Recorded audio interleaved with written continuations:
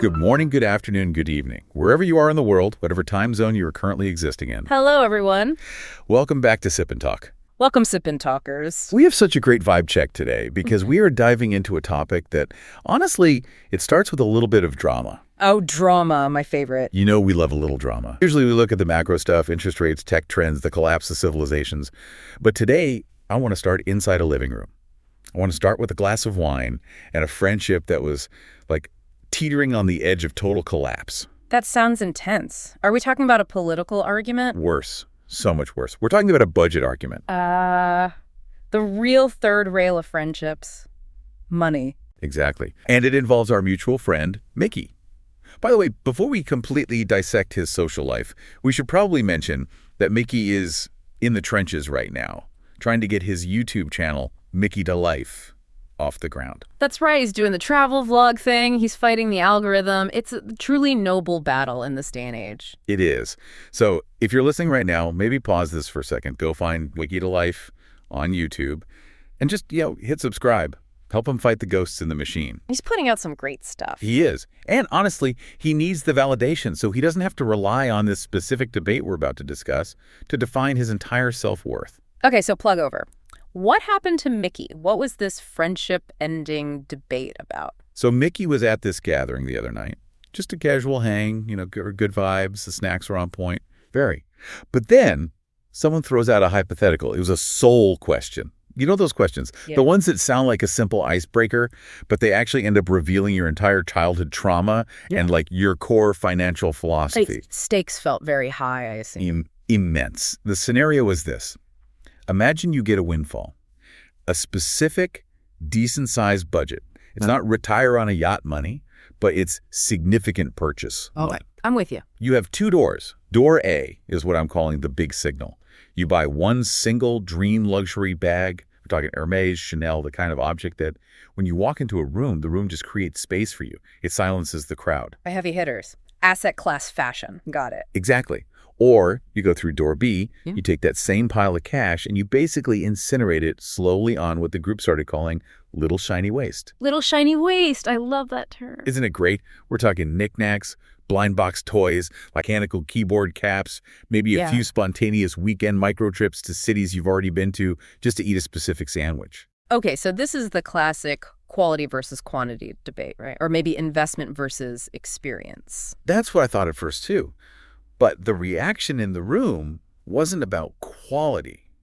It was a moral judgment. It was war. Seriously? Yes. The bag team looked at the little waste team like they were, children throwing money in a bonfire. Yeah. They saw the small spending as childish, ephemeral, just a sugar rush with no substance. And I assume the little waste team didn't just take that lying down. Not at all. They looked back at the bag team like they were dinosaurs. Superficial, status-obsessed snobs playing a hierarchy game that they think doesn't even exist anymore. It nearly caused a friendship breakup.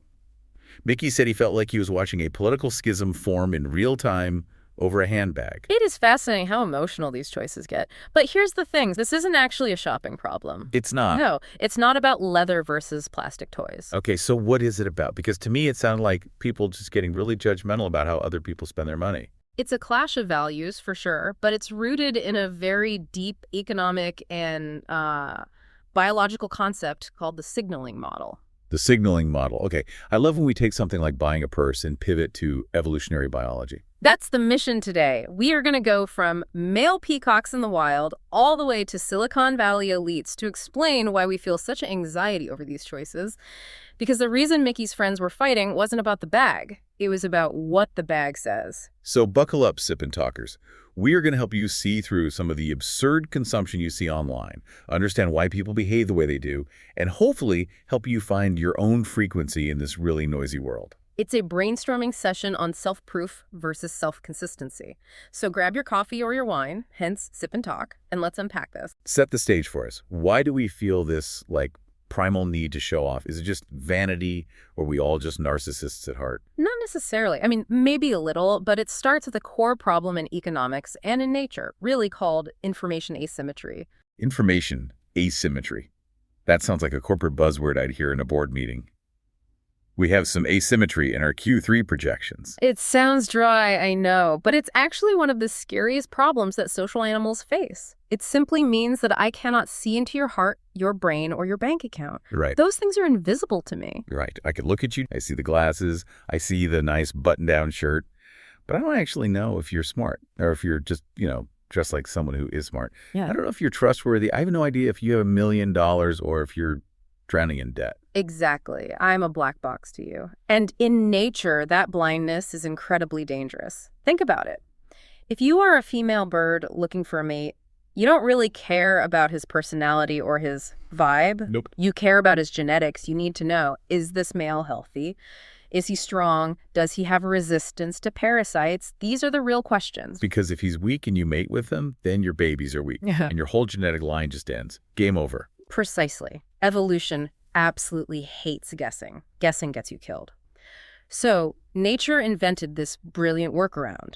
If I can't see the invisible trait like your genetic health, I need you to display a visible trait that is correlated to the invisible one. I need a proxy. A sign, a signal. A signal. And this brings us to the peacock, right? The OG of signaling.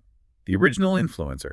The peacock is the absolute standard bearer for this entire theory. I mean, just think about the male peacock's tail for a second. It's stunning. The iridescent blues and greens, the eye spots, it's massive. But also, it's kind of ridiculous, isn't it? It's incredibly ridiculous. From a pure survival standpoint, it's a total disaster. How so? Well, think about the physics of it. It's heavy. It's not aerodynamic at all. It just drags behind the bird. And it's bright blue in a green jungle. It's not exactly camouflage. Exactly. It's basically a giant sparkling neon sign that points directly to the bird's butt and says, "Buff it open now," to every tiger and predator in the entire area. It is what biologists call an evolutionary trap. So why do they have it? I mean, if evolution is all about survival of the fittest, shouldn't the visible ninja bird have won out? Why didn't evolution just delete the tail? This is where it gets so brilliant. This is something called the handicap principle, which was proposed by a biologist named Ahmad Zahavi. The tail works as a signal because it is a burden. Wait, walk me through that again. It works because it sucks. It works because it is costly. The message the peacock is sending to the female peahen isn't, "I am pretty." That's not the message. The message is, "Look at me. My genes are so top-notch, my metabolism is so efficient, and my strength is so superior that I can survive even with this huge, heavy, dangerous, sparkling thing attached to me." That is such a flex. Oh my God. It's like saying I'm playing the game of life on hard mode with a backpack full of rocks and I'm still winning. It's the ultimate flex. Now think about this. If a weak bird one with parasites or poor nutrition tried to grow that same tail, what would happen? It couldn't. It wouldn't have the energy. It would run out of calcium or something. Yeah. Or the tiger would just catch it immediately because it's too slow. The weak bird cannot fake the signal. The sheer cost of it ensures its honesty. If the tail were light and easy to grow, every bird would have one, and the female wouldn't be able to tell who was actually strong and who was just faking it. The waste is the entire point. Okay, so let's jump from the jungle to the shopping mall. Mm-hmm. Because we don't grow feathers, usually. Right. We use dollars. We use dollars, and we use time, and we use effort. This is where the economist Thorstein Veblen comes in. He wrote this famous book back in 1899 called The Theory of the Leisure Class. And in it, he coined the term conspicuous consumption. Oh, I remember this from, Sociology 101, Veblen goods. These are the weird items where, when the price goes up, people want them more. Yes. Which totally violates the basic law of demand. It breaks standard economics completely. Usually, if pizza gets more expensive, you buy less pizza. But if a luxury watch gets cheap, nobody wants it anymore. Because if it's cheap, it stops being a peacock tail. It stops being heavy. It loses its power. You've got it. Let's look at the car example. You can buy a very reliable Toyota for, let's say $25,000. Sure. It has 4 wheels, air conditioning, Bluetooth, and it gets you from point A to point B safely. It has basically 100% utility. It does the job. A perfectly good car. Now look at a Rolls-Royce or a Maybach. It might cost $500,000. Does it get you to point B 20 times faster? No. In traffic, we're all going the same miserable speed. Is the leather 20 times soft? I mean, maybe it's a little softer, but is it $475,000 worth of soft? Probably not. I mean, how soft can a cow be, really? Right. So what are you paying for? You are not paying for the transportation. You are paying for the inefficiency. You are paying for the fact that you can afford to burn that excess capital. You're shouting to the world. Yes, you're shedding, I have so many resources that I can put $500,000 into a depreciating asset and not even worry about my grocery bill next week. It's the handshake. It solves that information asymmetry we were talking about. If you walk into a high-stakes business meeting, you don't bring your bank statement and pass it around. You wear the watch. You drive the car. You send the signal. It's interesting you mentioned that because I was reading through the Bain & Company 2025 Luxury Market Report for this deep dive, and the numbers in there are just wild. Oh, I saw this. It was fascinating. It showed that even when the broader economy is shaky, when inflation is up and normal people are cutting back on things, spending by VICs, very important clients, actually grew by 10%. That feels so backwards, right? If the economy's bad, shouldn't everyone, even the rich people, tighten their belts a little bit? Not if you view it through the signaling model. Think about it. If the economy is booming and money is cheap, anyone can lease a BMW. The signal gets muddy. There's too much noise in the system. Right. When everyone is rich, no one is rich. The signal loses its meaning. But when the tide goes out, when everyone else is shrinking their spending, that is when the signal matters the most. Spending big in a recession is the ultimate power move. It's like a battle royale. It is. It signals, my budget has no cap. I am immune to whatever is happening in the market. So, okay, for a signal to be real, it has to hurt a little bit. It has to have a cost. That is the golden rule of signaling theory. We call it costly signaling. For a signal to be reliable and trustworthy, it must be expensive enough that a faker cannot afford to mimic it. It's what differentiates the strong from the weak. Exactly.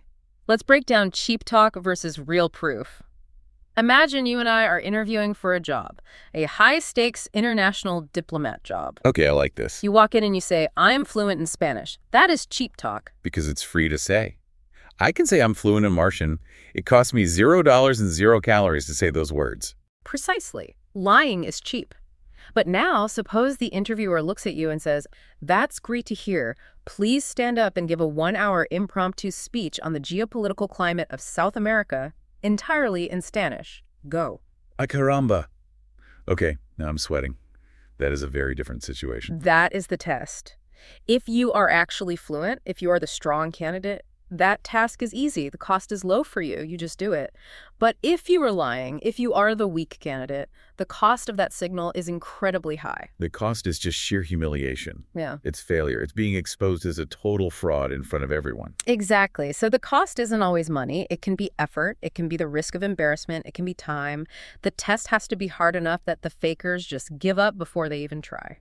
This makes me think so much about education, because we always complain about, why did I have to learn calculus? Ah, the calculus paradox, a classic. Right. I was a marketing major. I have never once used an integral in my entire life, not once. I don't even know what an integral is anymore. Is it a shape, a type of grain? I don't know. It's the area under a curve, but that's beside the point. See? You're showing off now with your signals. But seriously, why did I have to suffer through that? It felt so pointless. This connects directly to the Nobel laureate Michael Spence and his famous work on job market signaling. He asked that exact question. Why do doctors or marketing managers need to learn advanced math if they never actually use it in their day-to-day jobs? To torture us, to build character. Spence argues that education acts as a grit filter, or an intelligence screening mechanism. The diploma itself proves that you have the cognitive capacity to sit still, to learn difficult abstract concepts, and to endure stress for 4 years without quitting. So the diploma isn't proof that I know things. It's basically a receipt. It's a receipt that says I can do hard, boring things and not quit. In a way, yes. The OECD 2024 report shows that degree holders earn, on average, 56% more than non-degree holders. And Spence would argue that's not necessarily because they use the specific knowledge of, say, the Peloponnesian War they learned in History 101. It's because the degree is a verified badge of capability. Yeah. And employers trust that badge. Yes. Think about it. If college was easy, if it was just watching Netflix for 4 years and you got a degree, it would be a worthless signal. It has to be hard. The sleepless nights, the exams, the stress. That is the peacock tail. That is the weight you have to carry to prove you are strong. That makes so much sense, but it also feels a little cynical. It's like we aren't learning for learning's sake. We are learning just to get the badge. That is the reality of the market. And this leads to how society sorts itself out based on these signals. There's a fascinating model by a professor named Scott Page called the discrete signal model. He breaks down how society organizes itself into 3 potential outcomes, or equilibriums, based on how these signals work. Okay, lay them on me, because I feel like this is going to explain why everyone I know is so completely burned out. Outcome number 1 is the separating equilibrium. This is the ideal state. This is where the cost of signaling is set just right. The Goldilocks zone. Yes. The strong candidates send the signal, and the weak candidates don't even bother because it's just too hard or too expensive. So when you see someone with the signal, you know it's real. Like the medical boards, the exams to become a doctor. If it was easy to get a medical license, everyone would have one, and you wouldn't know who to trust with your surgery. A perfect example. In a separating equilibrium, clarity is high. Everyone knows who is who. The system works. Okay, what's the second outcome? The bad one. The bad one is the pooling equilibrium. This is what happens when the signal becomes too cheap or just too widespread. In short, everyone signals. Like degree inflation. The idea that now a bachelor's isn't enough, you need a master's. Exactly. If everyone has a master's degree, then having a master's degree no longer signals that you are above average. The signal loses its value completely. We are all pooled together in one big, indistinguishable group. So the truly strong people feel humiliated because they're lumped in with the average, and the employers, the observers, they're just back to square one. They can't tell who is who anymore. It leads to confusion. And that confusion can lead to the third outcome, which is the scariest of all. Partial pooling. This is what people often call the rat race, or in some sociological circles, involution. Involution. That sounds painful, like a soul cramp. It is painful. In partial pooling, the reward for looking strong is so high that some of the weak participants, people who maybe shouldn't be pursuing that specific path, decide to bite the bullet. They try to fake it till they make it. They try to force themselves to mimic the strong. But remember, for them, the cost of producing that signal is much, much higher. So they have to work twice as hard for the same result. They take on massive student loan debt they can't afford. They work 100-hour weeks. They destroy their mental health. They completely exhaust themselves trying to maintain a signal that they can't naturally sustain. It creates this high-stakes, miserable environment for everyone. I feel like I see this on social media constantly. Resume inflation, people over-polishing their lives. It's this desperate need to signal, I am living my best life, even when you're crying in the bathroom between Zoom calls. That is partial pooling in action. The signal gets distorted, and everyone ends up paying a price that is way too high. Wow. Okay, so that's individuals. But what about companies? I saw the Super Bowl was mentioned in our prep for today. That's the ultimate signal, right, for a company? Oh, absolutely. This falls under a category called continuous signals. I saw the stats for the 2025 Super Bowl. It was something like $7 million for a 30-second ad slot. Right. And that doesn't even count the production costs or, hiring someone like Taylor Swift to star in it, which is millions more. It's an astronomical amount of money to burn in half a minute. Yeah. And common sense would ask, why burn it? Why not just spend that money on R&D? Or lower the price of your potato chips. Right. If your chips are good, why do you need a $7 million ad to tell me that? Just let me eat the chip and find out for myself. The logic is this. A company wouldn't burn that much cash for a bad product. Scams are usually short-term plays. A scammer wants to get your money and run before you realize the product is complete junk. So if I'm a scammer, I'm not buying a Super Bowl ad because I won't even be around next year to recoup that massive investment. Precisely. Burning cash like that proves long-term intent and solvency. It tells the consumer, we have so much money and we are so confident in our future cash flows that we can afford to set this giant pile of money on fire just to get your attention for 30 seconds. It's a financial muscle flex. It's a way of saying, we aren't going bankrupt tomorrow. You can trust us. We'll be here. It's actually very similar to the potlatch ceremony practiced by indigenous peoples of the Pacific Northwest historically. The potlatch, I've heard of this. This is where the chiefs would just destroy their own stuff. Yes. It was a massive feast and gift-giving ceremony. But in some cases, the chiefs would gather the tribes and publicly destroy their own wealth. They would burn beautiful blankets, break precious, intricately carved copper shields, give away massive amounts of food. To us, today, that seems insane. Why would you burn a perfectly good blanket when it's cold? Because in the absence of a written credit score or a bank statement from Chase, wasting resources was the only way to prove you had them in abundance. Right. The message was, if I can burn 10 blankets and my family will still be warm tonight, I must be the most powerful chief. I'm so powerful I can burn my own house down and build a new one tomorrow. Okay. That is a terrifyingly effective signal. It is. And honestly, is a $7 million commercial featuring a dancing cat all that different from breaking a copper shield? It's the same cold logic. We really haven't changed that much. Okay, my brain is buzzing. Let's bring all of this back to Mickey. Poor Mickey at his party, watching his friends fight over the luxury bag versus the little shiny waist. How does the signaling model resolve this dilemma? Okay, let's put Mickey's friends on the examination table. Let's start with team bag. Option A. Domínez. The heavy hitter. The room silencer. Using the signaling model, and specifically referencing some data from the HSBC 2025 luxury study, the bag is a classic separating signal. It is a ticket. A ticket to where? To social deference, to access. You mentioned earlier how the bag makes the room go quiet. It's so true. It's like a shield. If you walk into a high-end boutique or a bank or even a negotiation for a new job and you have that item, people just treat you differently. The bag speaks so you don't have to. Exactly. It lowers what we'd call the social transaction cost. You don't have to spend energy proving you along. The expensive leather proves it for you. It's a shortcut. It is. And from an investment view, there is some data to support it. Some of these bags, specifically from the Holy Trinity brands, actually outperform the S&P 500 in resale value retention. So team bag isn't just being vain. They're actually being rational. They are buying a tool for social navigation, and maybe even a kind of asset storage. They're playing the game. Correct. It is an external signal. It is designed for other people to see. Okay, now defend Team Little Waist. The blind boxes, the weirdly expensive pens, the weekend trips to nowhere important. Why would anyone choose that? This is where we pivot from classical economics to behavioral economics. This is all about the internal signal. Internal meaning it's for me and not for you. Yes. There is a concept called happiness frequency.